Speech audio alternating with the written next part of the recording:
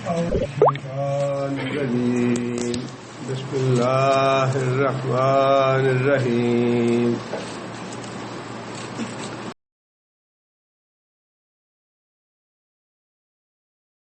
وَإِذَا فَعَلُوا فَاحِشَةً، اور جب وہ کرتے ہیں بے حیائی، قالوا تو کہتے ہیں، وجدنا ہم نے پایا، علیہا اس طریقے پر، آباءنا اپنے ماں باپ کو، واللہ امرنا بہا اور اللہ نے اس کا ہمیں حکم دیا ہے.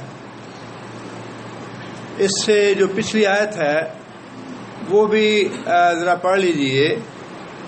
اس میں اللہ تعالیٰ نے یہ بات ارشاد فرمائی، تنبیہ کی لوگوں کو، یا بنی آدم لا یفتننکم الشیطان، اے آدم کے بیٹو شیطان تمہیں فتنے میں نہ ڈال دے، کما اخرج ابویکم من الجنت، جس طرح اس نے جنت سے نکلوا دیا تمہارے ماں باپ کو، ینزع عنہما لباسہما، ان دونوں کے لباس اتروا دیے، لیریہما سوآتہما، تاکہ ایک دوسرے کے ستر عیاں ہو جائیں.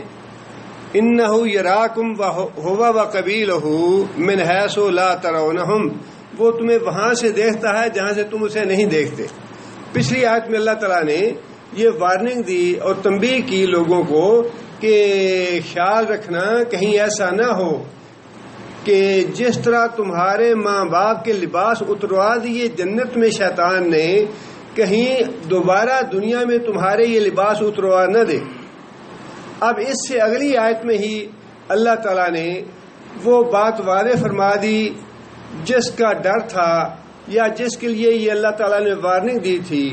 مفسرین نے لکھا ہے کہ یہاں فاحشہ کا لفظ جو استعمال کیا اللہ تعالیٰ نے، وہ عربوں کی اس رسم کی طرف اشارہ ہے جو وہ ننگے ہو کے طواف کرتے تھے بیت اللہ شریف کا، اور سمجھتے یہ تھے کہ یہ ہماری عبادت ہے، ننگے ہونا، لباس اتارنا، لباس اتار کے اور بیت اللہ کا طواف کرنا، اس کو وہ عبادت سمجھتے تھے. آگے پیچھے وہ لباس نہیں اتارتے تھے، لیکن جب طواف کرتے تھے تو لباس اتار کے مرد بھی اور عورتیں بھی. اور دیکھیے بالکل وہی بات جس طرح شیطان نے آدم علیہ السلام کو اور حضرت حوا کو بہکانے کے لیے بڑے خوبصورت دلائل پیش کیے اور بڑے پرکشش طریقے سے ان کو بہکایا کہ دیکھو اللہ نے تمہیں اس لیے منع کیا ہے کہ کہیں تم فرشتے نہ بن جاؤ اور تمہیں ہمیشہ کی زندگی نہ مل جائے، اس لیے منع کیا ہے. جو آدمی یہ درخت کھا لیتا ہے وہ ہمیشہ زندہ رہتا ہے یا فرشتہ بن جاتا ہے. کتنی اچھی اور پرکشش دلیل تھی جس میں آدم علیہ السلام بہک گئے، پھنس گئے اور وہ کام کر بیٹھے جس سے اللہ نے منع فرمایا تھا. اب یہاں بھی کپڑے اتروانے کے لیے شیطان نے اتنی خوبصورت دلیل دی ان کو کہ ان کا یہ بڑا پکا ایمان تھا کہ واقعی یہ بات بڑی سچی ہے. وہ یہ کہتے تھے، شیطان نے انہیں یہ بتایا تھا، ان کے دل میں یہ بات ڈال دی تھی کہ جن کپڑوں میں تم گناہ کرتے ہو ان کپڑوں کے ساتھ حج کرنا یا عبادت حج کی کرنا، طواف کرنا خلاف ادب ہے. یہ آپ دیکھیے کس طرح نیکی کرنے والے کو نیکی کے کام میں ہی تباہ کرے گا.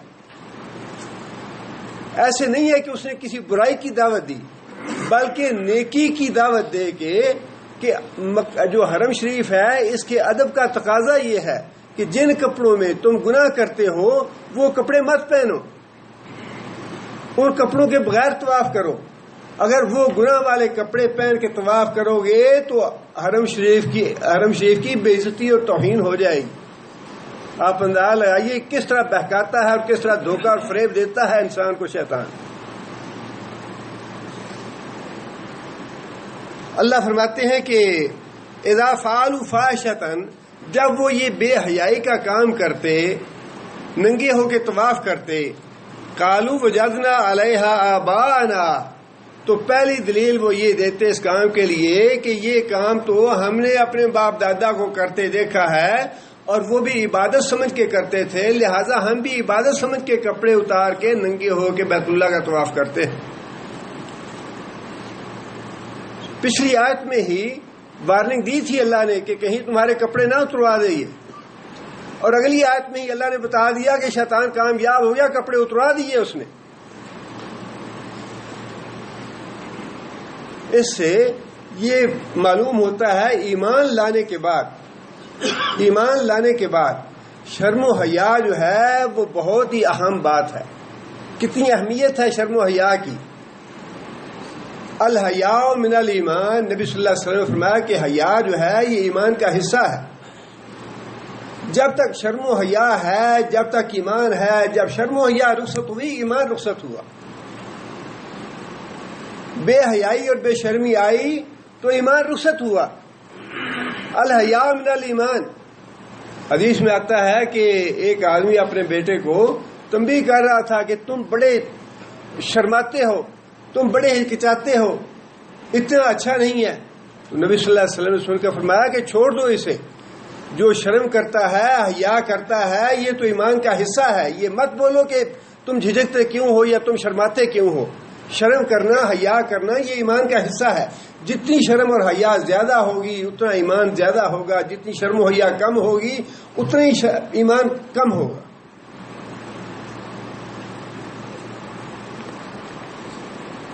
پہلی بات تو وہ یہ کہتے ہیں کہ وجدنا علیہا آباءنا، کہ ہم نے چونکہ اپنے آباء و اجداد کو یہ کام کرتے دیکھا ہے لہذا ہم یہ کام کر رہے ہیں۔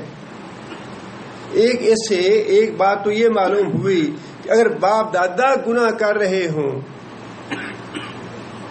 تو یہ اولاد کے لیے جواز نہیں بن جائے گا کہ ہاں باپ دادا کر رہے تھے لہٰذا ہم کر رہے ہیں تو ہم صحیح ہیں۔ یہ صحیح نہیں ہو جائے گا باپ دادا کے کرنے سے۔ اگر باپ دادا غلط کام کر رہے ہیں، کبیرہ گناہ کے مرتکب ہو رہے ہیں، تو اولاد یہ بہانہ نہیں کر سکتی کہ ماں باپ کو کرتے ہم نے دیکھا لہٰذا ہم نے کر لیا تو چھوٹ جائے گا۔ اللہ کے ہاں نہیں چھوٹے گا۔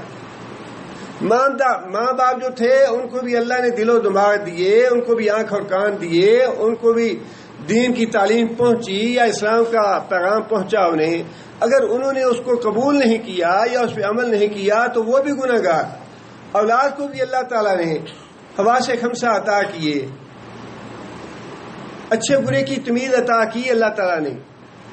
اگر وہ محض اپنے ماں باپ کے رسم و رواج کو دیکھ کے ماں باپ والے کام کرتا ہے تو چھوٹ نہیں جائے گا۔ اس کو اللہ تعالیٰ نے ساری صلاحیتیں دی ہیں برے اور اچھے میں تمیز کرنے کے لیے، لہذا اس سے بات پرس ہوگی، یہ کوئی بہانہ نہیں ہے۔ اسی لیے رسول اللہ صلی اللہ علیہ وسلم نے یہ بات اشاعت فرمائی، انسان پیدا تو فطرت پہ ہوتا ہے، پیدا عقیدہ توحید پہ ہوتا ہے، پیدا اسلام پہ ہوتا ہے۔ ابواہ یحودان ہی اور ینصران ہی اور یمجسان ہی، اس کے ماں باپ جب وہ ماں باپ کے پیچھے چلتا ہے، ماں باپ کی تقلید کرتا ہے، آنکھیں بند کر کے ماں باپ کے رسم و رواج کو اختیار کرتا ہے، تو ماں باپ اس کو یا تو عیسائی بنا ڈالتے ہیں یا یہودی بنا دیتے ہیں یا مجوسی بنا دیتے ہیں۔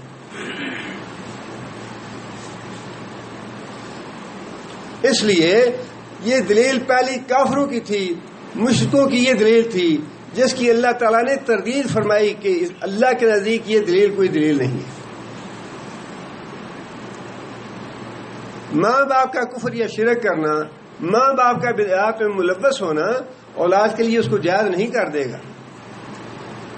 اولاد خود مسئول ہے اس بات کی کہ خود وہ غور و فکر کرے، خود حق کو باطل میں تمیز کرے، جائز ناجائز کو سوچے سمجھ کے قبول کرے۔ اس لیے یہ بات بڑی واضح ہے اور میں نے آپ سے کئی دفعہ یہ بات کہی بھی ہے۔ یہاں بھی جو باتیں آپ سنتے ہیں خواہ قرآن کے حوالے سے ہیں یا حدیث کے حوالے سے ہیں، آنکھیں بند کر کے کبھی قبول نہ کریں۔ اپنی آنکھیں کھول کے رکھیں، اپنے کان کھول کے رکھیں، اپنے دل کھول کے رکھیں، اور جہاں کہیں آپ کو کوئی دل میں خلش پیدا ہو وہاں پوچھیں، وہاں اس کی تحقیق کریں کہ یہ بات کیسی ہے۔ آنکھیں بند کر کے کبھی بات کوئی قبول نہ کریں، خواہ کتنا بڑا کوئی عالم ہے یا مولوی ہے یا ماں ہے یا باپ ہے، بھائی ہے، جو بھی ہے۔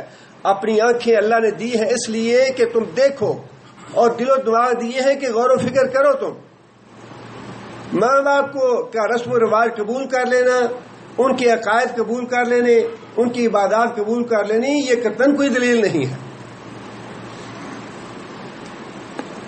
دوسری دلیل ان کی یہ تھی واللہ امرنا بہا، واللہ امرنا بہا، ننگے ہو کے طواف کرنے کا حکم ہمیں اللہ نے دیا ہے۔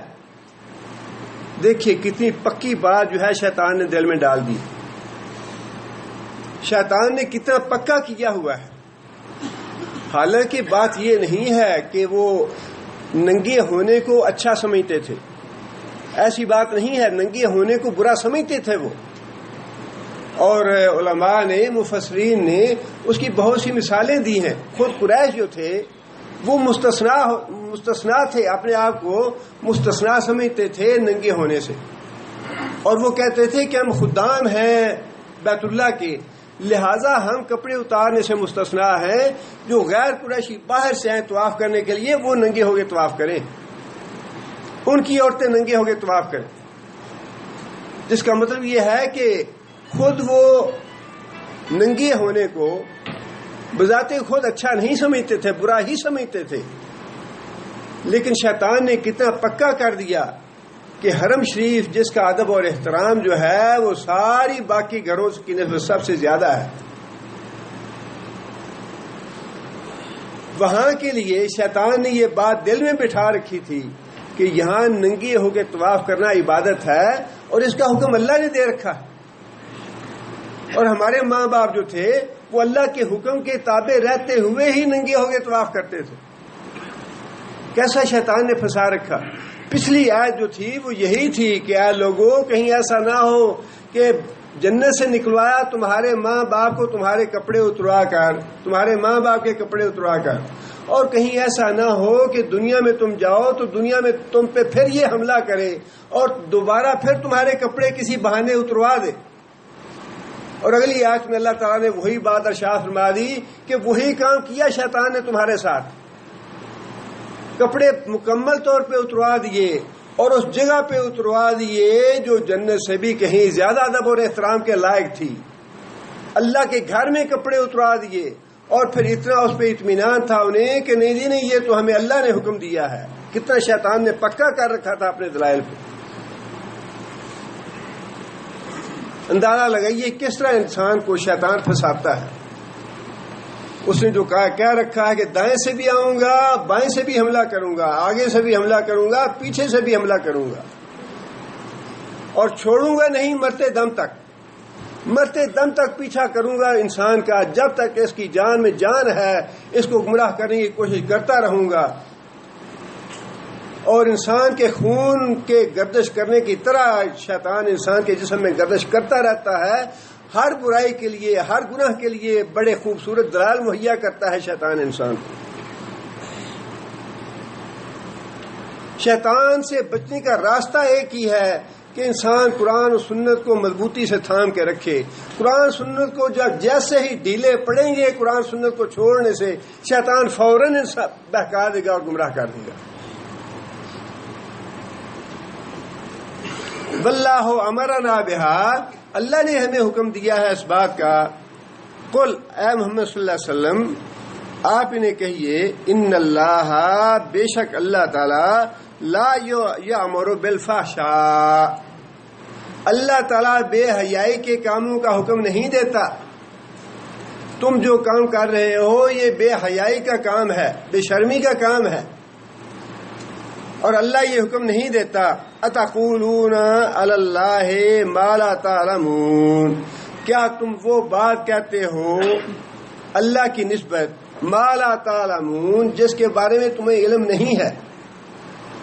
اب یہ دلیل جو ہے، یا تو ما لا تعلمون جس کا تمہیں علم نہیں ہے، ما لا تعلمون جس کا تمہیں علم نہیں ہے، جس کا مطلب یہ ہے کہ کوئی بھی کام نیکی سمجھ کے کرنے کے لیے کس چیز کی ضرورت ہے؟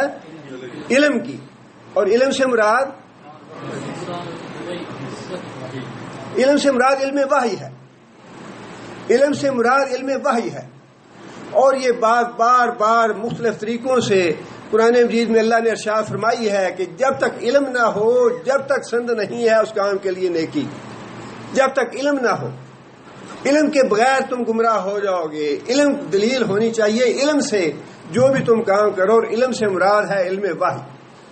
خواہ وہ چیز علم وحی جو ہے وہ قرآن کا علم وحی ہے یا حدیث کا علم وحی ہے، وہ قرآن کے ذریعے ہمیں پہنچی یا حدیث کے ذریعے پہنچی، علم وحی ہے تو ٹھیک ہے، علم وحی نہیں ہے تو غلط ہے۔ کسی دھوکے اور فریب میں مبتلا نہ ہوں اور کسی قسم کا رسک نہ لیں۔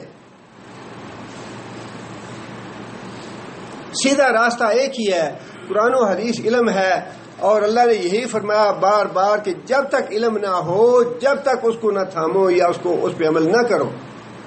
اتقولون، کیا تم وہ بات کہتے ہو اللہ کے بارے میں، ما لا تعلمون، جس کے بارے میں تمہارے پاس علم نہیں ہے، علم وحی نہیں ہے تمہارے پاس۔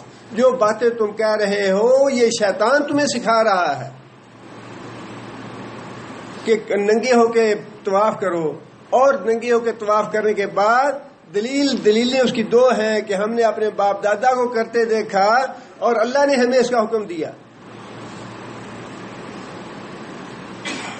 آگے اللہ فرماتے ہیں قل، اے محمد صلی اللہ علیہ وسلم آپ انہیں کہیے، امر ربی بالقسط، اللہ تعالیٰ نے تو حکم دیا ہے انصاف کی بات کہنے کا، اللہ تعالیٰ نے انصاف کی بات کہنے کا حکم دیا ہے۔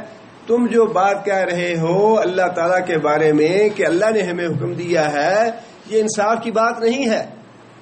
انصاف کی بات کرو کہ کیا واقعی اللہ نے حکم دیا ہے یہ؟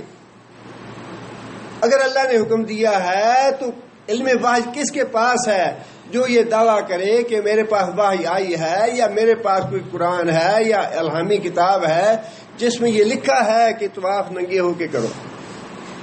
فرمایا کہ اللہ نے تو انصاف کی بات کہنے کا حکم دیا ہے، اور تم بھی انصاف کی بات کرو کہ کیا واقعی اللہ نے حکم دیا ہے تمہیں، یا تم اللہ کے نام غلط بات منسوب کر رہے ہو۔ آگے پھر اللہ تعالیٰ نے یہ بات ارشاد فرمائی کہ وَأَقِیمُوا وُجُوهَکُمْ عِنْدَ كُلِّ مَسْجِدٍ، اقیموا سیدھا کرو، وجوہکم اپنا رخ یا اپنی سمت، سیدھی کر لو اپنی سمت یا اپنا رخ، عند کل مسجد۔ بعض مفسرین نے مترجمین نے ترجمہ یوں کیا ہے، جب تم کسی بھی مسجد میں داخل ہو، مسجد میں داخل ہونے کے بعد اپنا رخ جو ہے سیدھا کر لو، یعنی قبلے کی طرف۔ اور بیشتر مفسرین نے اور مترجمین نے اس کا ترجمہ کیا ہے، مسجد کا معنی عبادت لیا ہے۔ کل مسجد کا مطلب یہ ہے کہ ہر عبادت کے وقت، اور مسجد کا لفظ جو ہے دوسری جگہ پہ بھی اگلی آیت میں بھی عبادت کے لیے آیا ہے، مسجد کا لفظ عبادت کے لیے استعمال ہوا ہے قرآن مجید میں، لہذا دونوں معنوں کی گنجائش ہے۔ اگر یہ معنی کیا جائے کہ جب ہر مسجد میں داخل ہو تو اپنی سمت سیدھی کر لو عبادت کے لیے قبلے کی طرف، تب بھی ٹھیک ہے۔ اور اگر معنی عبادت لیا جائے کہ ہر عبادت کے موقع پہ اپنی سمت کو سیدھا کر لو اور اپنا رخ قبلہ کی طرف کر لو تو وہ بھی ٹھیک ہے۔ لیکن اس کی تفسیر میں مفسرین نے یہ لکھا ہے، ایک تو بات یہ ہے کہ عبادت کے وقت، نماز پڑھتے وقت تمہارا رخ جو ہے وہ قبلے کی طرف ہونا چاہیے، ایک تو سیدھا مفہوم اس کا یہ ہے۔ اور دوسرا مفہوم جو اس کی بھی گنجائش موجود ہے وہ یہ ہے کہ جتنے بھی عبادت کے معاملات ہیں ان سارے معاملات کو اللہ کے حکم کے مطابق ادا کرو۔ رخ سیدھا کرنے سے مراد یہ ہے کہ جتنے بھی عبادت کے کام ہیں تمہارے، نماز ہے، نفل ہے، تلاوت ہے، جو بھی ہے، وہ سارے کام اللہ کی اطاعت میں اللہ کے حکم کے مطابق کرو۔ آگے فرمایا وَادْعُوهُ مُخْلِصِينَ لَهُ الدِّينَ، چونکہ مشرکین نے یہ کہا کہ اللہ نے ہمیں حکم دیا ہے، آگے اللہ تعالیٰ نے یہ بتا دیا کہ میرے احکام کیا ہیں، میں نے تمہیں کیا حکم دیے ہوئے ہیں۔ پہلا حکم تو یہ ہے کہ جب تم عبادت کے لیے مسجد میں آؤ تو اپنا رخ جو ہے وہ قبلے کی طرف کر لو اور ساری کی ساری عبادات اللہ تعالیٰ کے احکام اور اللہ تعالیٰ کی تعلیمات کے مطابق ادا کرو۔ اور اس میں خاص طور پہ یہ بات ارشاد فرمائی وَدُعُوهُ مُخْلِصِينَ لَهُ الدِّينَ، اور جب دعا کرو اپنے دین کو اللہ کے لیے خالص کر کے پکارو. مطلب یہ ہے کہ جب تم اللہ کو پکارو، اللہ سے دعا کرو، اللہ سے سوال کرو، اللہ سے مانگو، تو اپنے دین کو خالص کر کے پکارو اللہ کو. اس میں ریا کا شائبہ نہیں ہونا چاہیے، شرک کی آمیزش نہیں ہونی چاہیے، شرک جلی بھی نہیں ہونا چاہیے، شرک خفی بھی نہیں ہونا چاہیے. خالص اللہ کو پکارو، اللہ کے ساتھ کسی کو شریک نہ ٹھہراؤ. حاجت روا اللہ ہے، مشکل کشا اللہ ہے، زندگی اور موت دینے والا اللہ ہے. یہ ساری باتیں زبان سے ہم کہتے ہیں، لیکن جب موقع آتا ہے، تکلیف آتی ہے، مصیبت آتی ہے، تو ہم غیب سے ماورائے اسباب لوگوں کو پکارتے ہیں کہ حضرت صاحب ہماری مدد کریں. ماورائے اسباب مدد حاصل کرنا. ایک آدمی فوت ہو چکا ہے، وہ اپنی قبر میں ہے، اب اس کے ساتھ رابطہ ختم ہو چکا ہے، اس کے ساتھ کوئی تعلق نہیں ہے، لیکن اس کے باوجود یہ عقیدہ رکھنا کہ وہ مشکل میں ہمارے کام آئے گا، وہ ہماری حاجت روائی کرے گا، وہ ہماری پریشانی دور کرے گا، یا ہمیں صحت دے گا، بیماری دور کرے گا، یا اولاد دے گا. یہ سارے کام جو ہیں اللہ کو پکارنے میں دوسروں کو شریک کرنا ہے. اور اللہ یہ فرماتے ہیں کہ جب مجھے پکارو تو خالص مجھے ہی پکارو، اس میں کسی کو دوسرے کو شریک نہ کرو. وَمَا أُمِرُوا إِلَّا لِيَعْبُدُوا اللَّهَ مُخْلِصِينَ لَهُ الدِّينَ حُنَفَاءَ.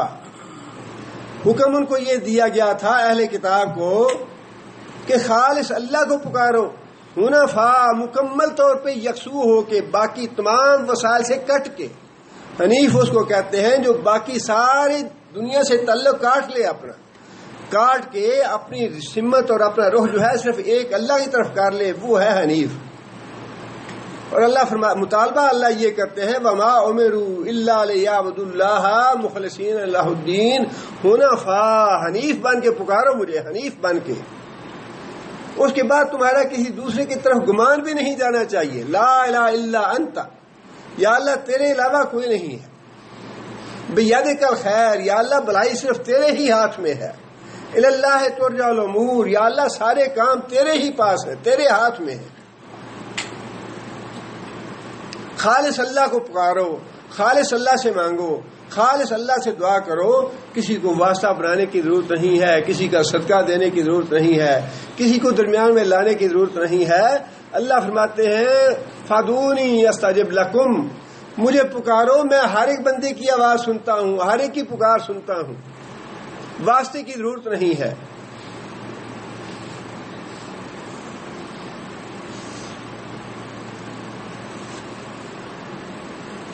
آگے فرمایا کہ کما بداکم تعودون،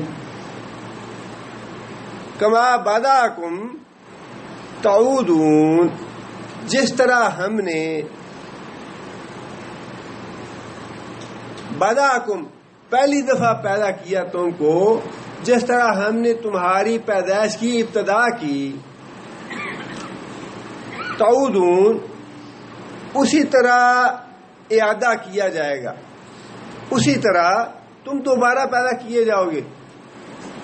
اب یہ بات بڑی چھوٹی سی ہے، صرف 2 الفاظ ہیں اس میں، لیکن معنی کے اعتبار سے بڑا وسیع کلمہ ہے یہ. اس میں اللہ تعالیٰ نے 2 باتیں ارشاد فرما دی ہیں. ایک بات تو یہ ارشاد فرما دی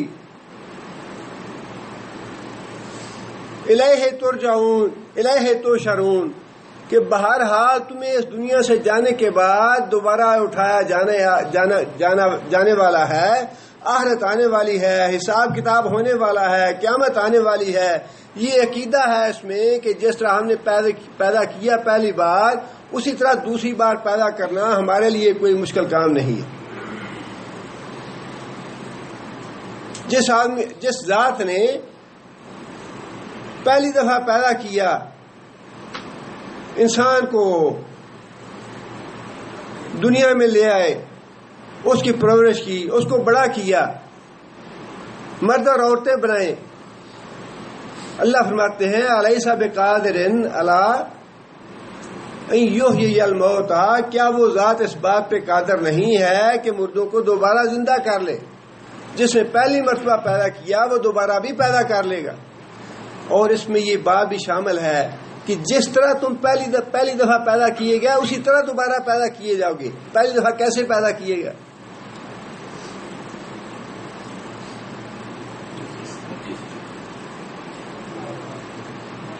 ننگے بدن، بے خطرہ، ننگے پاؤں، بالکل اسی طرح جس طرح ننگے بدن، ننگے پاؤں، بے خطرہ انسان پیدا کیا گیا، بالکل ایسے ہی جب دوبارہ قیامت کے دن اٹھایا جائے گا انسان ننگا ہوگا، بے خطرہ ہوگا، بے لباس ہوگا۔ ایک تو یہ بات، اور دوسری بات یہ ہے کہ جس طرح انسان تنہا پیدا ہوتا ہے قیامت کے دن تنہا اللہ کی بارگاہ میں جائے گا۔ اس میں عقیدے کی اصلاح بھی موجود ہے کہ جس طرح تنہا پیدا کیا تم کو، اسی طرح قیامت کے دن تمہارے سفارشی نہیں ہوں گے ساتھ، حضرت صاحب نہیں ہوں گے، یہ جماعتیں اور پارٹیاں اور گروہ جن کے بنا پہ، جن کے ساتھ مل کے تم جرائم کرتے ہو، ڈاکے ڈالتے ہو، قتل کرتے ہو، یہ ساری چیزیں اللہ نے فرمایا کہ قیامت کے دن یہ تمہارے ساتھ نہیں ہوں گے۔ جس طرح پیدا کیا تنہا، اسی طرح تنہا قیامت کے دن ہمارے حضور حاضر ہو جاؤ گے، اکیلے اکیلے آ کے جواب دہی کرو گے۔ تمہاری طرف سے کوئی دوسرا تمہاری نہ مدد کرنے والا ہوگا نہ جواب دینے والا ہوگا۔ اللہ تعالیٰ فرماتے ہیں لَقَدْ جِئْتُمُونَا كَمَا خَلَقْنَاكُمْ أَوَّلَ مَرَّةٍ۔ جب انسان اللہ کی بارگاہ میں حاضر ہوں گے تو اللہ تعالیٰ فرمائیں گے لَقَدْ جِئْتُمُونَا، کہ دیکھو تم لوگ آ گئے ہماری بارگاہ میں، كَمَا خَلَقْنَاكُمْ أَوَّلَ مَرَّةٍ، اسی طرح تنہا، جس طرح تنہا تمہیں پیدا کیا تھا۔ آج وہ تمہارے سفارشی، تمہارے شریک، تمہارے حضرت صاحب، تمہارے پیر صاحب تمہارے پاس نہیں ہیں، تمہارے ساتھ نہیں ہیں۔ اکیلے پیدا کیا تھا، اکیلے آؤ گے میری بارگاہ میں، اور اکیلے اپنا اپنا حساب دو گے آ کے، کوئی تمہارا مدد کرنے والا نہیں ہوگا۔ یومئذ یصدر الناس اشتاتا لیروا اعمالهم، الگ الگ ہو کے آؤ گے تاکہ ان کو ان کے اعمال بتا دیے جائیں، یہ ہیں تمہارے اعمال، اور کوئی کسی کے ساتھ سفارشی نہیں ہوگا، کوئی باڈی گارڈ نہیں ہوگا، کوئی مددگار نہیں ہوگا، کوئی پیر صاحب نہیں ہوں گے، کوئی حضرت صاحب نہیں ہوں گے۔ پیر صاحب اور حضرت صاحب تو خود پھنسے ہوں گے، خود جواب دہی کے لیے حاضر ہوں گے۔ کیوں گمراہ کیا لوگوں کو اور کیوں گمراہ ہوئے خود؟ دوہری جواب دہی ہوگی ان کی۔ جو آج لوگوں کو گمراہ کر رہے ہیں اور لوگوں کے لیڈر بنے ہوئے ہیں، لوگوں کے آگے لگے ہوئے ہیں، یہ بڑی ذمہ داری ہے۔ اس دنیا میں تو بڑا چسکا ہے، بڑی لذت ہے کہ ہمارے لوگ ہاتھ پاؤں چومتے ہیں آ کے، بڑی لذت ہے اس میں، لیکن جب اللہ کی طرف سے پکڑ ہوگی تو پھر پتہ چلے گا کہ اس لذت کا نتیجہ کیا نکلتا ہے۔ آج تو کہتے ہیں یہاں آگے آ کے سجدہ کر دینا، شرک نہیں ہے، یہ تو ادب کا سجدہ ہے۔ کیسے کیسے شیطان جو ہے وہ بہکاتا ہے، اور کیسے کیسے خوبصورت دلائل پیش کرتا ہے، اور کس طرح لوگوں کو گمراہ کرتا ہے۔ فرمایا کہ جس طرح پہلی بار تم پیدا ہوئے تھے ویسے ہی دوبارہ پیدا کیے جاؤ گے۔ آخرت کا عقیدہ بھی ہے اس میں، اور توحید کا سبق بھی ہے کہ اکیلے پیدا ہوئے، اکیلے میرے پاس آؤ گے۔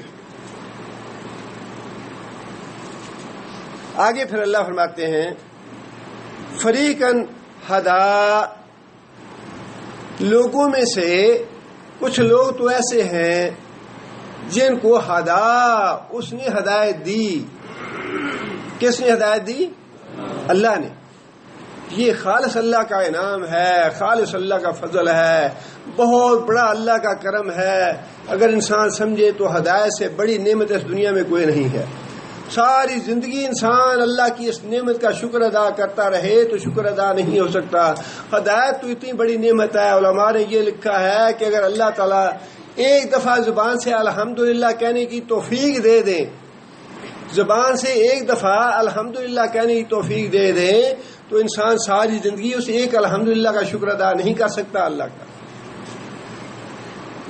اور ہدایت تو بہت بڑی بات ہے، ایک دفعہ الحمدللہ کہنے سے کہیں بڑی بات ہے کہ اللہ تعالیٰ توحید کی سمجھ عطا فرما دے۔ ہدایت کی نسبت اللہ نے اپنی طرف کی ہے، ہدایت کی نسبت ہے اللہ نے اپنی طرف کی، اللہ نے ہدایت دی، کسی انسان کا کمال نہیں ہے، یا کوئی انسان اپنی عقل کے ساتھ، اپنی سوجھ بوجھ کے ساتھ، عقل تو حامان کے پاس بڑی تھی، قارون کے پاس بڑی عقل تھی، جس نے یہ کہا تھا کہ یہ دنیا کا مال اوتیتہ علی علم عندی، کہ یہ جو مال دیا گیا ہوں یا جو کچھ بھی میرے پاس ہے علی علم عندی، یہ تو میں نے اپنے علم سے کمایا ہے۔ علم تو بڑا تھا اس کے پاس، عقل تو بڑی تھی اس کے پاس، لیکن اللہ تعالیٰ کے احسان اور اللہ کے فضل سے محروم تھا، وہ ہدایت سے محروم ہو گیا۔ اس لیے جہاں کہیں بھی ہدایت کی بات اللہ نے فرمائی، اللہ نے ہدایت کی نسبت اپنی طرف کی ہے کہ میں نے ہدایت دی انہیں۔ یہاں بھی اللہ تعالیٰ نے ہدایت کی نسبت اپنی طرف کی ہے۔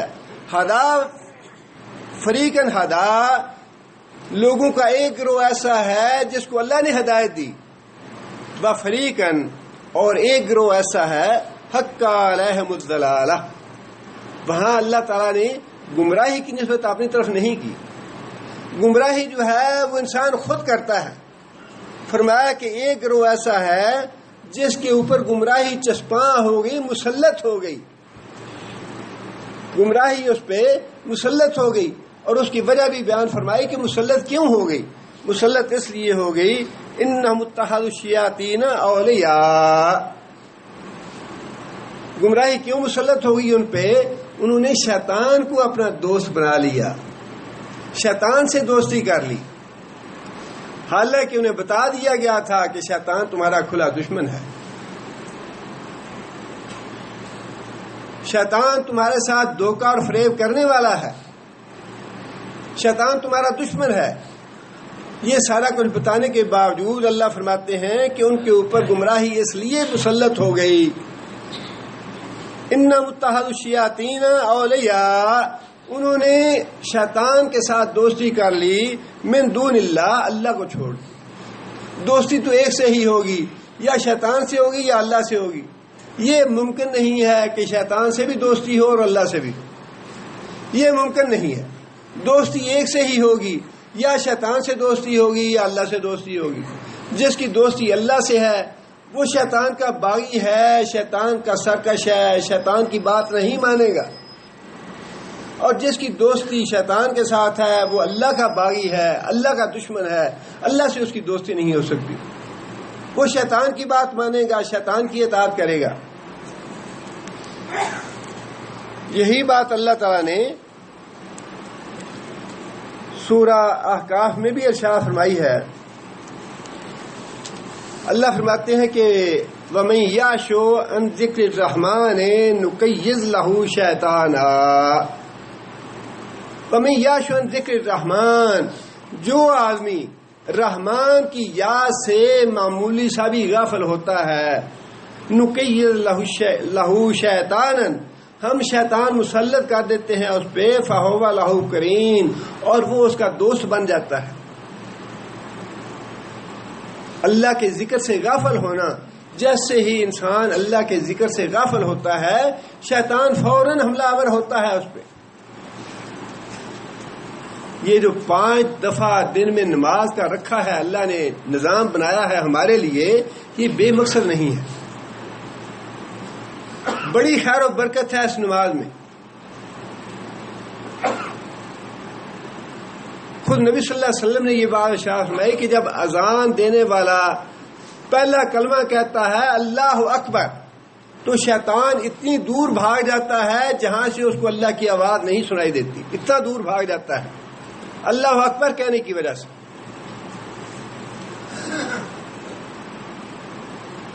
اور پھر نبی صلی اللہ علیہ وسلم نے جو صبح و شام کے اذکار بتائے ہیں، جو قرآن جی کی تلاوت کی فضیلت بتائی ہے، اور 5 وقت نماز کا نظام رکھا ہے، یہ ساری اسی لیے ہیں کہ مسلمان جو ہیں وہ کسی نہ کسی طرح اللہ تعالیٰ کے ذکر کے ساتھ جڑے رہیں، اللہ کے ذکر کے ساتھ جڑے رہیں، تاکہ شیطان ان کے قریب نہ پھٹکے، اور جیسے ہی اللہ فرماتے ہیں کہ انسان اللہ کے ذکر سے غافل ہوتا ہے، شیطان مسلط ہو جاتا ہے اس پہ، اور شیطان اس کا دوست بن جاتا ہے۔ وَإِنَّهُمْ لَيَصُدُّونَهُمْ عَنِ السَّبِيلِ، اور یہ شیطان دوست بن کے کیا کرتے ہیں؟ اللہ کی راہ سے ہٹاتے ہیں اس کو، شیطان اپنی راہ پہ لگاتا ہے اسے۔ وَيَحْسَبُونَ أَنَّهُمْ مُهْتَدُونَ، اور جو شیطان کے ساتھی بنے ہوئے ہیں، دوست بنے ہوئے ہیں، وہ یہ سمجھتے ہیں کہ ہم تو بالکل سیدھی راہ پہ جا رہے ہیں۔ انہم مہتدون، ہم ہدایت یافتہ ہیں۔ شیطان ایک تو اس پہ مسلط ہو جاتا ہے، اس کو گمراہی کے راستے پہ لگاتا ہے، اور دوسرا اس کے دل میں یہ بات ڈالتا ہے کہ تو بالکل سیدھے راستے پہ ہے، انہم مہتدون، تم بالکل سیدھے کام کر رہے ہو۔ آگے پھر اللہ تعالیٰ نے فرمایا کہ ہوش اس کو تب آتی ہے، آنکھوں سے پٹی تب اترتی ہے جب مرنے کے بعد وہ اللہ کے پاس جائے گا اور یہ کہے گا حتی اذا جاءنا، حتیٰ کہ ساری زندگی، دنیا کی زندگی جو ہے وہ شیطان کا دوست بن کے گزارتا ہے، شیطان کی فرما برداری میں گزارتا ہے، اور سمجھتا یہی ہے کہ میں تو سیدھے راستے پہ جا رہا ہوں، انہم مہتدون۔ اللہ فرماتے ہیں حتی اذا جاءنا، حتیٰ کہ قیامت کے دن جب وہ ہمارے پاس آئے گا، قال یا لیتا بینی و بینک بعد المشرقین، ہائے افسوس کہ اس بدبخت کے درمیان اور میرے درمیان تو مشرق اور مغرب کا فاصلہ حائل ہو جاتا، میں شیطان سے اتنا دور چلا جاتا جتنا مشرق سے مغرب کا فاصلہ ہے، میں اس کے کبھی قریب نہ پھٹکتا، کبھی اس کی آواز نہ سنتا، کبھی اس کی بات پہ لبیک نہ کہتا، کبھی اس کے وعدوں پہ یقین نہ کرتا۔ فبئس القرین، یہ تو بڑا ہی برا ساتھی، بڑا ہی برا دوست نکلا۔ لیکن اللہ فرماتے ہیں کہ ظاہر ہے قیامت کے دن یہ افسوس کرنے کا فائدہ کچھ بھی نہیں ہوگا، قیامت کے دن انسان افسوس کرے گا۔ دوسری جگہ پہ اللہ تعالیٰ نے یہ بات ارشاد فرمائی وَمَنْ أَعْرَضَ عَنْ ذِكْرِي، کہ جو شخص شیطان کے بہکاوے میں آ کے ہماری یاد سے غفلت کرے گا، منہ موڑے گا، فَإِنَّ لَهُ مَعِيشَةً ضَنْكًا، میں دنیا میں اس کو بڑی مشکل زندگی بسر کراؤں گا، وَنَحْشُرُهُ يَوْمَ الْقِيَامَةِ أَعْمَىٰ، اور قیامت کے دن ہم اس کو اندھا کر کے اٹھائیں گے۔ یہ ہے نتیجہ شیطان سے دوستی کا۔ اللہ نے بار بار فرمایا شیطان دشمن ہے، شیطان دشمن ہے، اور شیطان تمہیں نظر بھی نہیں آتا، شیطان ایسے طریقوں سے ہلاک کرتا ہے کہ تمہیں پتہ نہیں چلتا کہ مجھے شیطان کہاں لے جا رہا ہے۔ راستہ ایک ہی ہے، قرآن کو مضبوطی سے تھامے رکھیں، رسول اکرم صلی اللہ علیہ وسلم کی احادیث کو، سنت کو مضبوطی سے تھامیں، اور اس کے بعد بھی اگر آپ کو ضرورت محسوس ہو تو ہمارے لیے تقلید کے لیے صحابہ کرام کی ذات موجود ہے، صحابہ کرام کی اتباع، صحابہ کرام کی فرمان برداری، صحابہ کرام نے جو اعمال کیے، صحابہ کرام سے جو اعمال ثابت ہیں وہ اعمال کر لیں، لیکن جو اعمال صحابہ سے ثابت نہیں ہیں وہ نہ کریں، سراسر گمراہی ہے شیطان کو۔ اب دیکھیے میلاد میں ایسے نہیں ہے کہ شیطان کوئی برا کام کر کے یہ ان سے کرواتا ہے، برا کام کہہ کے نہیں کرواتا میلاد کا کام، یہ تو باعث ثواب سمجھ کے کام کراتا ہے میلاد کا۔ رسول اللہ صلی اللہ علیہ وسلم کے ساتھ محبت، اور محبت سے بھی آگے بڑھ کے عشق کا لفظ استعمال کرتے ہیں کہ اللہ کے رسول کے ساتھ بڑا عشق ہے ہمارا، اور جو میلاد نہیں مناتا وہ تو گستاخ رسول ہے، اس کو رسول اللہ صلی اللہ علیہ وسلم کی خوشی نہیں ہے۔ کتنے شیطان نے دھوکے اور فریب کے دلائل جو ہیں مہیا کر رکھے ہیں۔ شیطان ایسے راستے سے آتا ہے، یہی بات اللہ نے فرمائی اس سے پہلے کہ ایسے راستے سے آتا ہے تمہیں محسوس ہی نہیں ہوتا کہ شیطان بہکا رہا ہے، شیطان گمراہ کر رہا ہے مجھے۔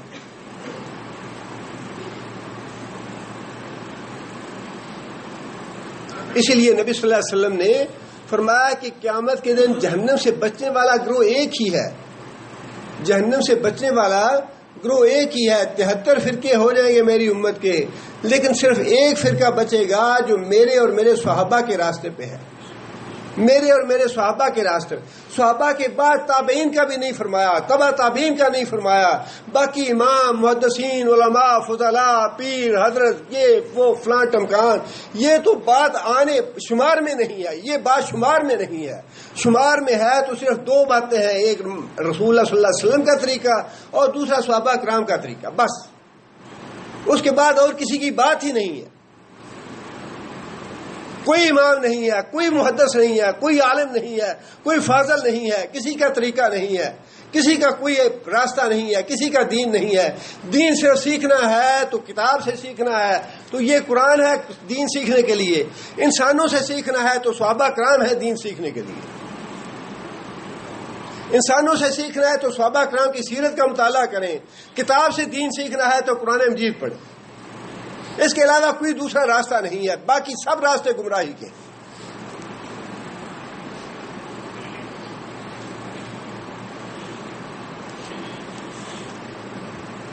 آگے یہاں بھی اللہ تعالیٰ نے وہی بات ارشاد فرمائی کہ شیطان جو ہے ان کا دوست بن جاتا ہے, دھوکہ دیتا ہے, گمراہ کرتا ہے, فریب دیتا ہے ان کو. وَيَحْسَبُونَ أَنَّهُمْ مُهْتَدُونَ, وَيَحْسَبُونَ, اور جو شیطان کے دوست بنے ہوئے ہیں وہ کیا سمجھتے ہیں, انہم مہتدون, کہ وہ تو بالکل صراط مستقیم پہ جا رہے ہیں, وہ تو بالکل سیدھے راستے پہ جا رہے ہیں. جو لوگ قبروں پہ جاتے ہیں نظر نیاز دینے کے لیے, آپ ان کے پاس ذرا بیٹھ کے دیکھیں تو صحیح کتنے دلائل دیتے ہیں. وہ انسان چکرا جاتا ہے, ایسے ایسے دلائل دیتے ہیں وہ قبروں پہ جانے کے لیے, نظر نیاز ماننے کے لیے, اور ان کو حاجت روا اور مشکل کشا ماننے کے لیے ایسے ایسے دلائل دیں گے کہ اچھا بھلا پڑھا لکھا انسان چکرا جاتا ہے. بدعات کے لیے ایسے ایسے دلائل دیں گے کہ انسان کے پاس جواب نہیں ہے. اس لیے کہ شیطان جو دلائل مہیا کرتا ہے ایسا پکا کر دیتا ہے, وہ ساتھ سمجھا دیتا ہے کہ تم ہی سیدھے راستے پہ ہو, انہم مہتدون. شیطان یہ ساتھ پکا کرتا ہے کہ تم سیدھے راستے پہ جا رہے ہو.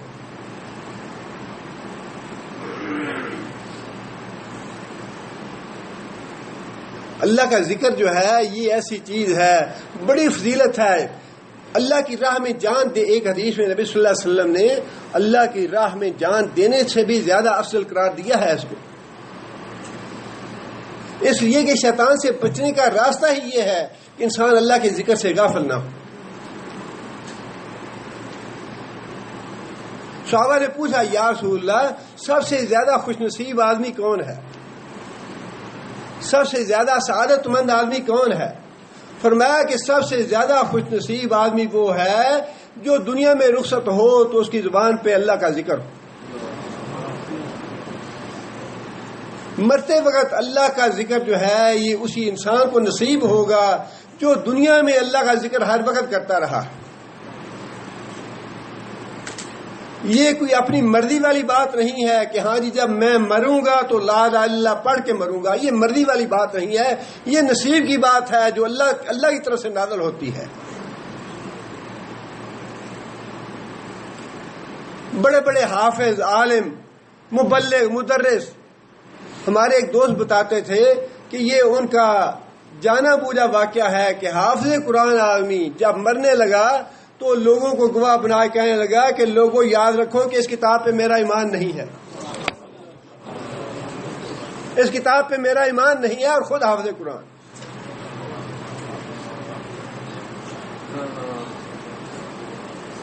مخلصین لہ الدین, اللہ کو راضی کرنے کے لیے کرو جو کرنا ہے, ریا نہ ہو, دکھاوا نہ ہو, شرک نہ ہو, اس میں تھوڑا کریں لیکن اللہ کو راضی کرنے کے لیے کریں. پروپیگنڈا کرنے کے لیے, اخباروں میں دینے کے لیے, ٹی وی پہ دکھانے کے لیے, شہرت بنانے کے لیے, رپورٹیں تیار کرنے کے لیے اتنا کام کر لیا اور پھر اس کی اشاعت وغیرہ, اس کام کے لیے کیا فائدہ؟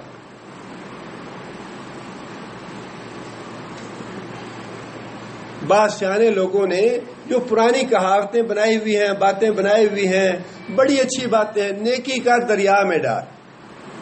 نیکی کر کے انسان بھول جائے کہ اسے کیا کیا ہے, بجائے اس کے کہ اس کی شہرت کرتا پھرے. لیکن اللہ معاف کرے, اب وہ کہاوت یوں بن گئی کہ نیکی کر اور ٹی وی میں ڈال, نیکی کر اور اخبار میں ڈال. کیسا وقت بدلا ہے اور کس طرح شیطان جو ہے کس طرح بہکا رہا ہے کہ نیکی کر کے بھی وہ نیکی کو کس طرح برباد اور ضائع کروا دیتا ہے. جب شہرت کریں گے اس کی، ریا کریں گے، دکھاوا کریں گے، نیکی کہاں رہے گی؟ بڑے بڑے شہید بھی اور قراء بھی اور صحیح بھی اور عالم فاضل لوگ بھی، فرمایا کہ سب سے پہلے حساب ہوگا ان کا. شہید کو لایا جائے گا، یا اللہ میں نے تیری راہ میں اپنی جان دی. فرمایا تو نے میری راہ میں جان نہیں دی، تو نے اس لیے جان دی کہ تیری واہ واہ ہو جائے دنیا میں. بڑا بہادر تھا، بڑا دلیر تھا، تمغہ شجاعت ملنا چاہیے اسے، نشان حیدر ملنا چاہیے اسے. فرمایا میرے لیے نہیں، دنیا کے لیے.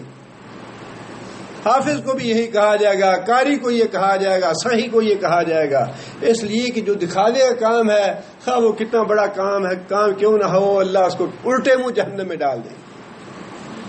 کام تو وہ ہے جو اللہ کے رسول نے فرمایا کہ دایاں ہاتھ کام کرے تو بائیں کو پتہ نہ چلے کیا کیا ہے.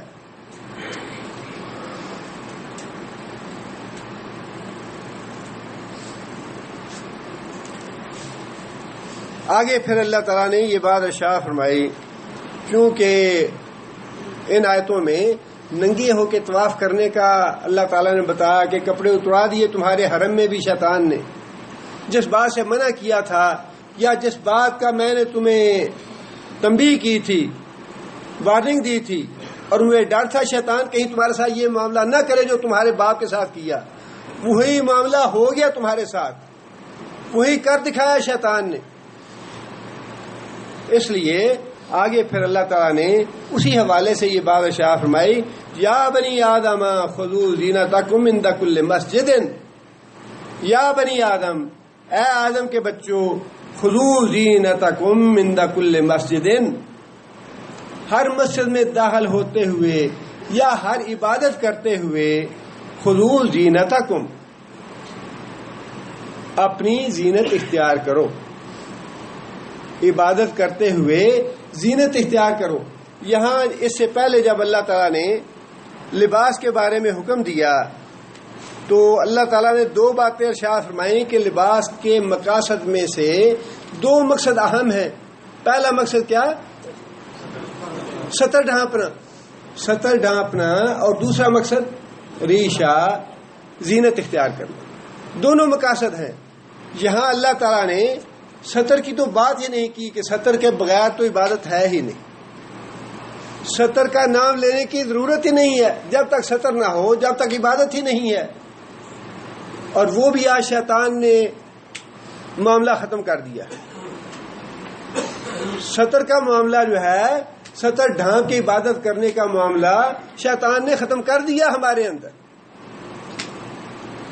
ایسی چھوٹی چھوٹی شرٹیں پہن کے اور ایسی پینٹیں پہن کے جس سے پشت باقاعدہ ننگی ہوتی نظر آتی ہے رکوع اور سجدے میں. شیطان نے نہیں اترایا تو کس نے اترایا ہے؟ یہ نماز پڑھتے ہوئے بھی شیطان کی دوستی. یہی تو شیطان نے کہا ہے نا، دائیں سے بھی، بائیں سے بھی، آگے سے بھی، پیچھے سے بھی، جو مسجد میں جا رہا ہے اس کو مسجد میں تباہ کروں گا. جو مقبرے پہ جا رہا ہے وہ تو مقبرے پہ گمراہ ہوگا ہی، تباہ ہوگا ہی. جو مسجد میں جا رہا ہے، جو قرات کر رہا ہے، جو قرآن پڑھ رہا ہے، جو صدقہ دے رہا ہے، جو حج اور عمرہ کر رہا ہے، وہاں جاتے بھی پیچھا نہیں چھوڑوں گا، ان کو وہیں تباہ کر کے چھوڑوں گا. اس طرح کی بے ستر نمازیں قبول ہوں گی اللہ کے ہاں جب یہ شرط اول ہے کہ ستر ہونا چاہیے، اور ستر کی بھی خاص جگہ جو ہے وہ ننگی ہوتی ہے. اللہ نے بھی فرمایا نا قرآن مجید میں، سورہ سبا میں ہے یہ آیت کہ شیطان نے اپنا جو گمان تھا وہ سچ کر دکھایا کہ میں لوگوں کو نہیں چھوڑوں گا، گمراہ کر کے چھوڑوں گا. اکثریت کو شیطان نے گمراہ کر دیا.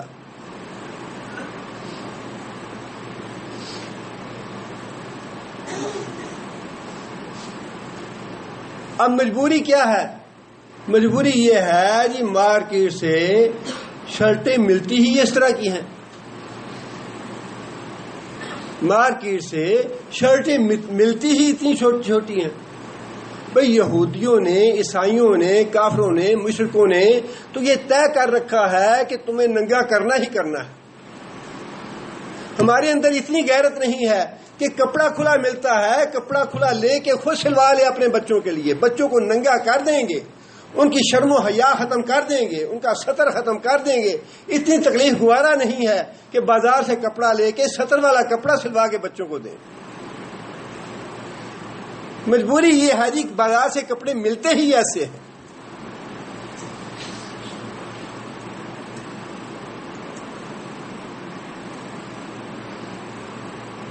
اگر ہم اپنے اسلام کو محفوظ کرنے کے لیے، اپنے دین کو محفوظ کرنے کے لیے اتنی سی مشقت بھی گوارا کرنے کے لیے تیار نہیں تو ہمارا ایمان کیا ہے؟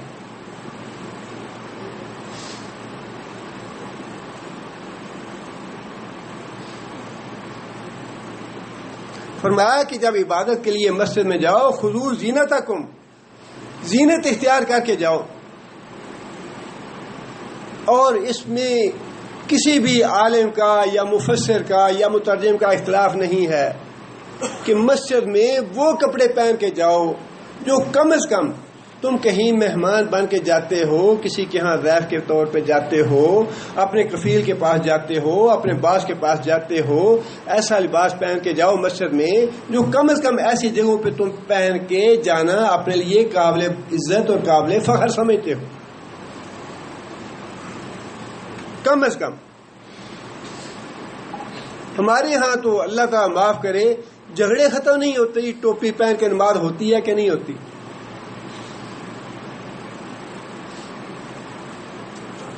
ٹوپی پہننے والے اسی پہ اصرار ہے کہ ٹوپی پہنے بغیر نماز نہیں ہے، اور جنہوں نے ٹوپی نہیں پہنی وہ ٹوپی ہوتے ہوئے بھی ٹوپی کے بغیر نماز پہننے پہ اصرار کرتے ہیں. یعنی جہالت کی، اور اللہ تعالیٰ معاف کرے جو شیطان نے ہمیں بہکاوے ڈال رکھے ہیں، جو لڑائی جھگڑے ہمارے پیدا کر رکھے ہیں، اور اصل جو رستہ ہے اسے ہٹا کے ہمیں جن باتوں میں الجھا رکھا ہے، ان کے لیے ہم بالکل قطعاً سوچنے کے لیے تیار ہی نہیں ہیں کہ کیا زیب و زینت اختیار. جب اللہ نے فرما دیا کہ زینت اختیار کرو مسجد میں جاتے ہوئے، تو پھر اس میں کون سی مشکل باقی رہ جاتی ہے؟ اللہ کے رسول نے خود یہ حکم دیا مسجدوں کو خوشبو لگائی جائے، اور نبی صلی اللہ علیہ وسلم خود تو اتنی خوشبو استعمال فرماتے تھے، صحابہ کہتے ہیں کہ جس گلی سے نبی صلی اللہ علیہ وسلم گزر جاتے، گزرنے کے بعد بھی جب ہم اس راستے سے گزرتے تو پتہ چلتا تھا یہاں سے نبی صلی اللہ علیہ وسلم گزر کے گئے ہیں خوشبو کی وجہ سے. تھوم کھا کے جانے سے کیوں منع فرمایا مسجد میں؟ مسجد میں جانے کے ادب کے خلاف ہے یہ کہ کہیں میری وجہ سے دوسرے بھائی کو اذیت نہ پہنچے بدبو کی. ایسے کپڑے نہ پہنے جائیں جیسے بدبو آ رہی ہو، جیسے پسینہ نکلا ہوا ہو. اگر ایسی بات ہو تو کم از کم خوشبو لگا کے جائے، دوسروں کو اذیت نہ ہو. اچھا لباس پہن کے جائے، دھلا ہوا لباس پہن کے جائے، اور پورا ساتر لباس پہن کے جائے. اور ٹوپی جو ہے یہ زینت کا حصہ ہے. ہم نے تو اس کو جھگڑے کا مسئلہ بنا لیا ہے. کبھی آپ نے اپنے باپ دادا کو دیکھا پگڑی کے بغیر یا ٹوپی کے بغیر؟ ہمارے ہاں تو جب ہم بچے تھے 15-20 سال کے، تو وہاں پہ چودھری تھے شرم و حیا والے گاؤں میں. اگر کوئی لڑکا ننگے سر گزرتا تو وہ کہتے ہیں فلانے دا پتر بدماش ہو گیا، سر تے کپڑا نہیں رکھتا، فلانے کا بیٹا جو ہے وہ بدماش ہو گیا ہے، سر پہ کپڑا رکھ کے گلی سے نہیں گزرتا. جس نے گاؤں کی گلی سے گزرنا ہو سر پہ کپڑا رکھ کے گزرے. یہ چند سال پہلے کی بات ہے، لیکن اب تو اللہ تعالیٰ معاف کرے جو کپڑا سر پہ رکھتا ہے اس کو دیکھ کے ہنستے ہیں، اے مولوی کتوں آ گیا. اور ٹوپی جو لینا ہے تو شرم آتی ہے، ٹوپی سر پہ رکھتے ہوئے شرم آتی ہے. جو ٹوپی پہننے والے ہیں وہ بے شرم ہیں. ایسا زمانہ بدلا ہے، ایسا وقت بدلا ہے، اور ایسی اقدار بدل گئی ہیں. اچھائی برائی بن گئی ہے، برائی اچھائی بن گئی ہے.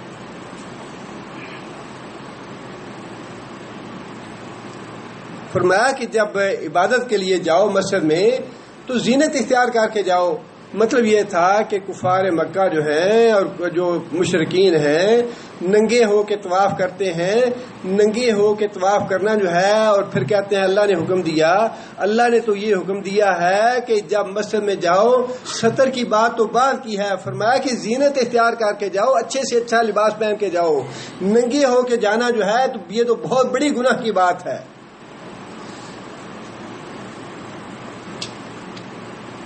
روکا ایسے اللہ تعالیٰ نے, اس لیے آپ بھی روکیں ان لوگوں کو جو مسجد میں جا کے بے ستر ہو کے نمازیں پڑھتے ہیں. حرام ہے, یہ حرام ہے. فرمایا کہ جب بھی تم مسجد میں جاؤ عبادت کے لیے زینت اختیار کر کے جاؤ.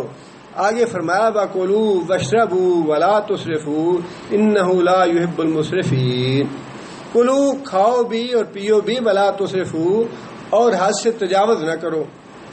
یہ اللہ تعالیٰ نے حکم اس لیے دیا کہ حج کے دنوں میں مشرکین یہ سمجھتے تھے زیادہ کھانا پینا جو ہے یہ نیکی اور تقوی کے خلاف ہے. بس اتنا کھایا جائے جس سے انسان زندہ رہے. اور آج کل ہمارے صوفیاء کرام جو ہیں ان کے بھی 3-4 نکات ہیں. قلت کلام ہے اور قلت طعام ہے. انسان کا جسم جو ہے ایسے کانٹا بن جائے تب صوفی بنتا ہے. بس اتنا کھاؤ کہ جان بچی رہے.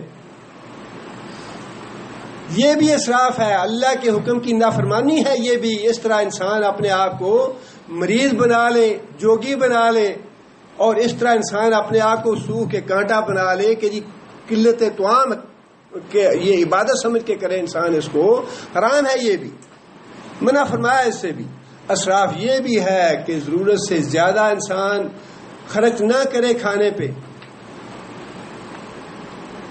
2-2, 4-4 ڈشیں بنانی. اب اللہ تعالیٰ معاف کرے, یہاں پہ اللہ تعالیٰ نے پیسہ دے دیا ہے. پیسہ بڑی سخت آزمائش ہے, بڑی تباہی ہے پیسہ.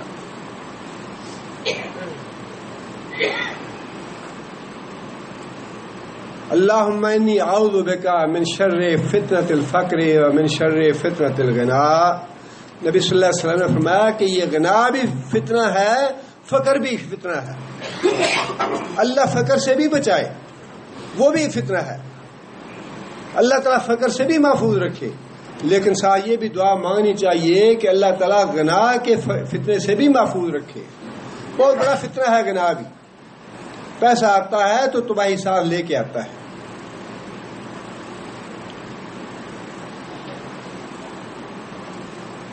اور نبی صلی اللہ علیہ وسلم نے یہ بات بھی فرمائی کہ جو آدمی قد افلح, وہ آدمی کامیاب ہوا, من اسلم, جو اسلام جس نے قبول کر لیا,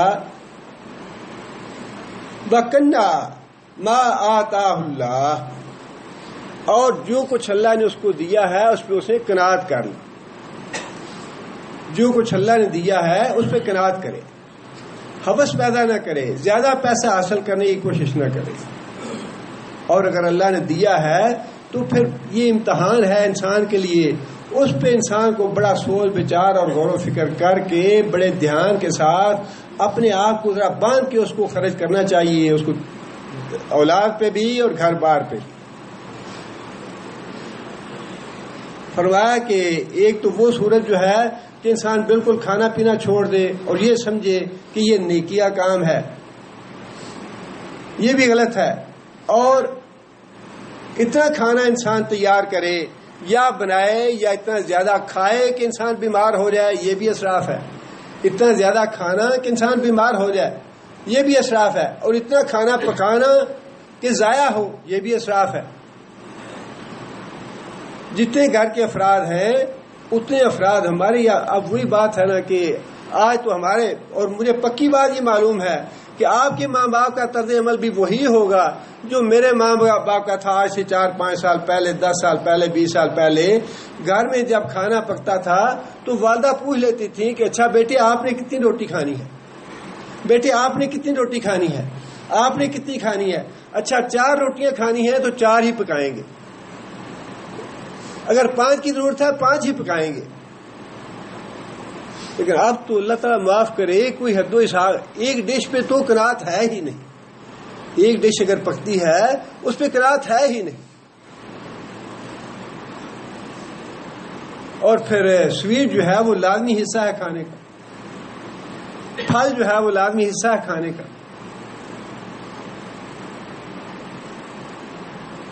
یہی فرمایا کہ کلو، نہ تو وہ عمل اختیار کرو جو قریش مکہ کا تھا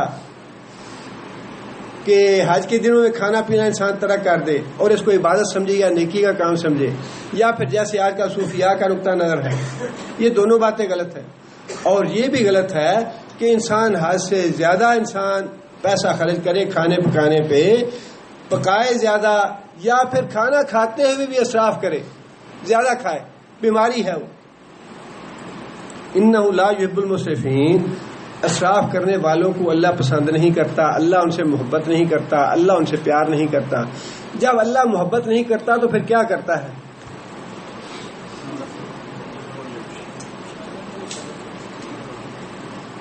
بعض اوقات یہ تو ایک قرآن مجید کا ایک بہت ہی تربیتی انداز ہے، بڑا مشفقانہ انداز ہے بات کہنے کا. اچھا بھی اللہ تعالیٰ اسراف کرنے والوں کو پسند نہیں کرتے، اللہ بے انصاف لوگوں کو پسند نہیں کرتے، لیکن اس سے الٹ بات پھر کیا ہوگی؟ پسند کس کو کرتے ہیں؟ اگر یہ پسند نہیں کیے جاتے، اللہ ان سے محبت نہیں کرتا، تو پھر اللہ ان سے کیا کرتا ہے؟ اللہ ان سے دشمنی رکھتا ہے، اللہ ان سے بغض رکھتا ہے، اللہ ان سے نفرت کرتا ہے.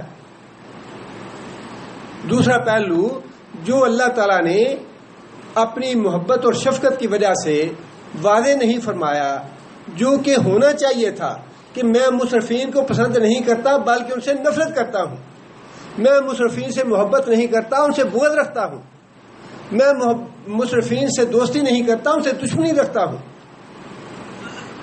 اس بات کو ہمیں از خود سمجھ لینا چاہیے کہ جو اسراف کرنے والے ہیں، حد سے گزرنے والے ہیں، زیادتی کرنے والے ہیں، کسی بھی معاملے میں جس سے اللہ نے روک دیا ہے، جس سے اللہ نے منع فرما دیا ہے، اس کو پھر کرنے والا جو ہے وہ پھر اللہ کا دوست نہ ہوا. اللہ اسے نفرت کرتے ہیں، اللہ اسے محبت نہیں کرتے. آگے پھر اللہ تعالیٰ نے یہ بات ارشاد فرمائی، قل اے محمد صلی اللہ علیہ وسلم آپ ان سے کہیے، من حرم زینت اللہ التی اخرج لعبادہ، چونکہ باتیں ہو رہی ہے لباس کی اور کھانے پینے کی، لباس کی اور کھانے پینے کی، اور یہی دو چیزیں ہیں جن میں انسان زیب و زینت اختیار کرتا ہے، جن میں انسان اسراف کرتا ہے، زیادہ خرچ کرنا چاہتا ہے. اس کا دوسرا پہلو بھی اللہ نے بتا دیا.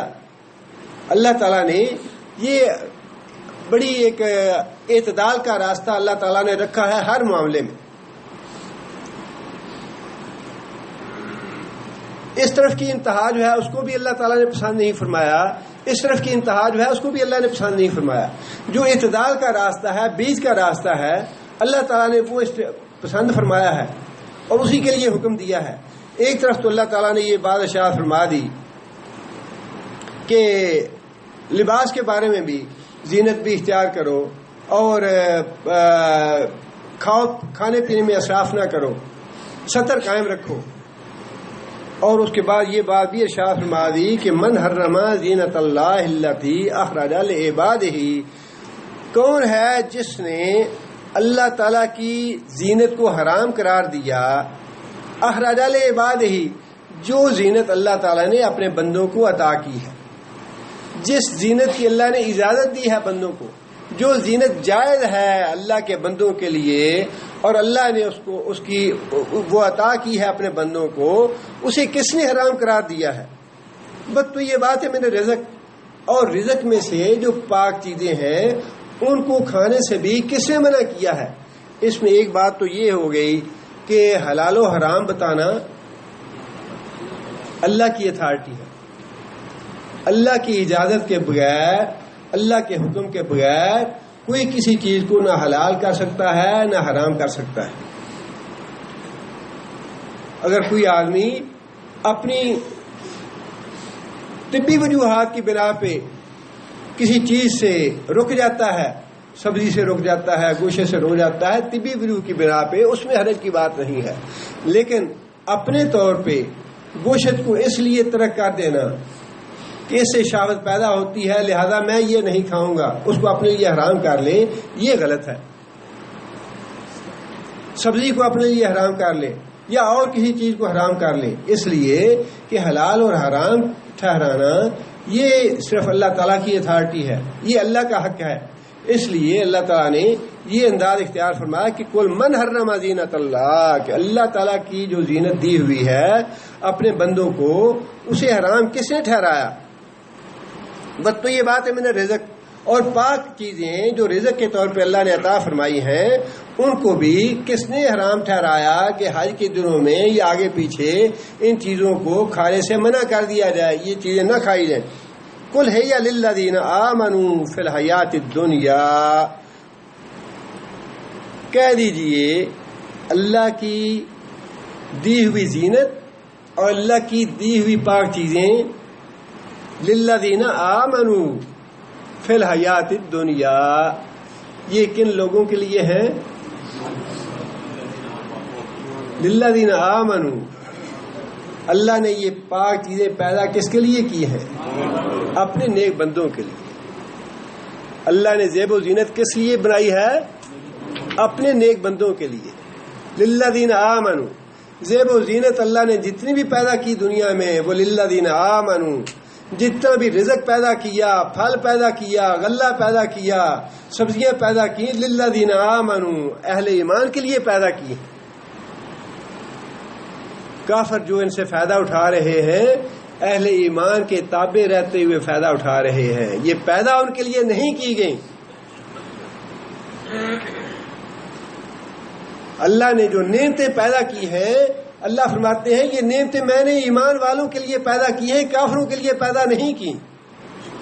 اور اللہ کے رسول نے بھی یہ بات ارشاد فرمائی ہے کہ اگر دنیا کی جو نعمتیں ہیں اللہ کے ہاں ان کی کچھ بھی قیمت ہوتی، مچھر کے پر کے برابر بھی ان کی کوئی قیمت ہوتی، تو اللہ تعالیٰ پانی کا ایک گھونٹ بھی کافر کو نہ دیتا. اللہ نے واضح طور پہ یہ بات ارشاد فرمائی ہے کہ دنیا کی ساری نعمتیں میں نے پیدا کی ہیں للذین آمنوا، اہل ایمان کے لیے پیدا کی ہیں.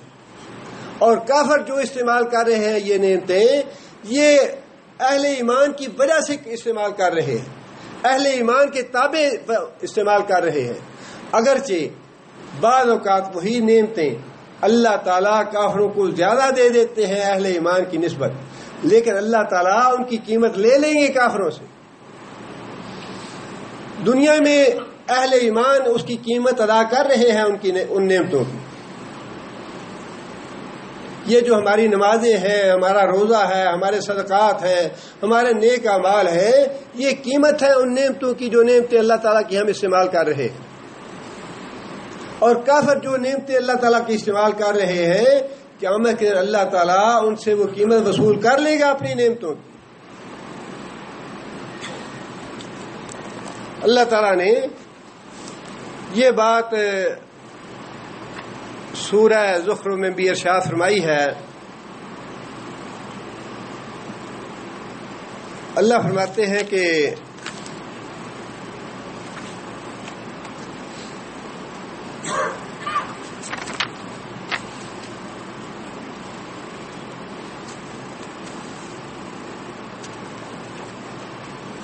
وَيَوْمَ يُعْرَضُ الَّذِينَ كَفَرُوا عَلَى النَّارِ، قیامت کے دن جب کافر لوگ آگ کے اوپر لا کے کھڑے کیے جائیں گے انہیں کہا جائے گا اذهبتم طیباتکم فی حیاتکم الدنیا،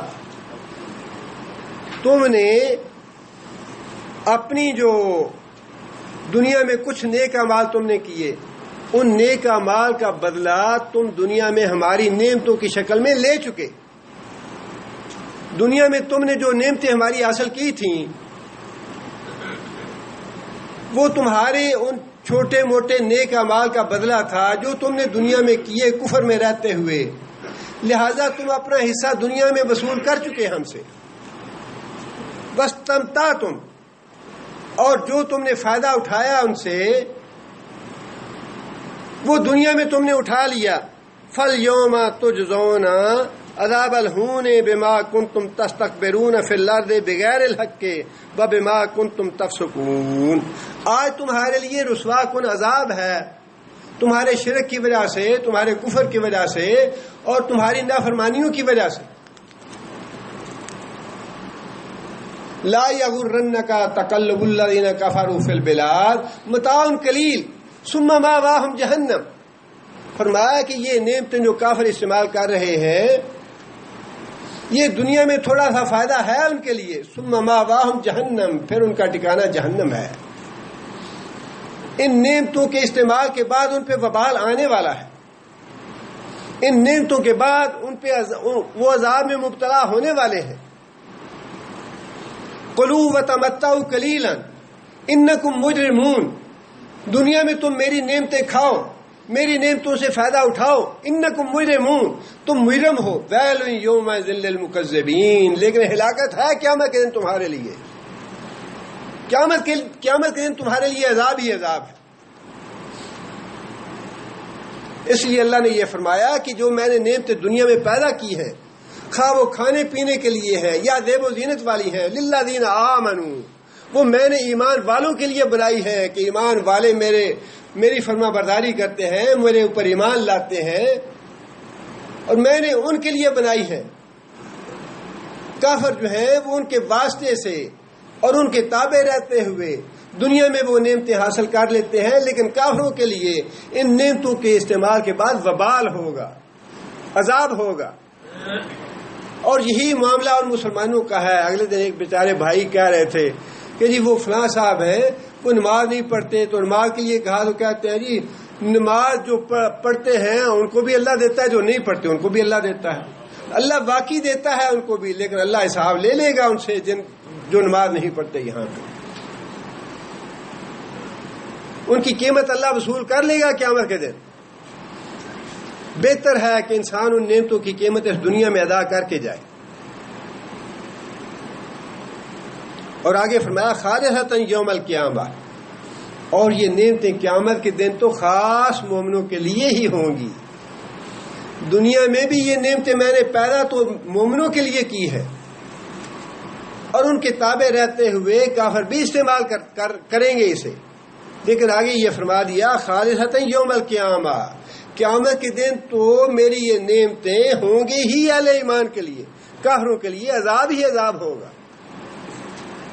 کذالک نفصل الآیات لقوم یعلمون. ہم اپنی آیتیں اسی طرح کھول کھول کے بیان کرتے ہیں ان لوگوں کے لیے جو بات جاننا چاہتے ہیں، جو مسئلہ جاننا چاہتے ہیں، جو ہدایت حاصل کرنا چاہتے ہیں. ان کے لیے ہم اپنی ساری باتیں کھول کھول کے بیان کر رہے ہیں. اللہ تعالیٰ سے دعا کریں کہ اللہ تعالیٰ جو کچھ ہم پڑھتے ہیں یا سنتے ہیں، اللہ تعالیٰ ہمیں اس کے مطابق عمل کرنے کی توفیق عطا فرمائے. اصل بات عمل کی ہے، عمل پہ ہے سارا انحصار. یہ باتیں سننے پہ اور کرنے پہ انحصار نہیں ہے. اصل بات یہ ہے کہ بلکہ سننے کے بعد تو ذمہ داری زیادہ آ جاتی ہے، مسائل معلوم ہونے کے بعد تو ذمہ داری زیادہ آ جاتی ہے. قیامت کے دن جو 5 سوال ہوں گے ان میں سے ایک سوال یہی ہوگا کہ جتنا تم نے علم حاصل کیا اس کے مطابق عمل کتنا کیا. اپنے آپ کو بدلنے کی کوشش کریں. ہم جو ہماری کوتاہیاں اور قصور اور غلطیاں ہیں انہیں دور کرنے کی کوشش کریں. اور جو ہدایات ہیں مجبوری کے نام پہ بڑے گناہ کرتے ہیں ہم. بس یہی ہے کہ اللہ تعالیٰ ہمیں توفیق عطا فرمائے. ہم اپنے کم از کم اپنے گھروں کے معاملات کی اصلاح ضرور کریں، اپنے بچوں کے معاملات کی اصلاح ضرور کریں، اپنے بیویوں کی اور اپنے جو احباب ہیں، اعزاء اور اقارب ہیں، ان کے لیے ان کی اصلاح کے لیے ضرور کوشش کرنی چاہیے. اللہ تعالیٰ مجھے بھی توفیق عطا فرمائے اور آپ حضرات کو بھی. سبحان ربک رب العزت عما یصفون.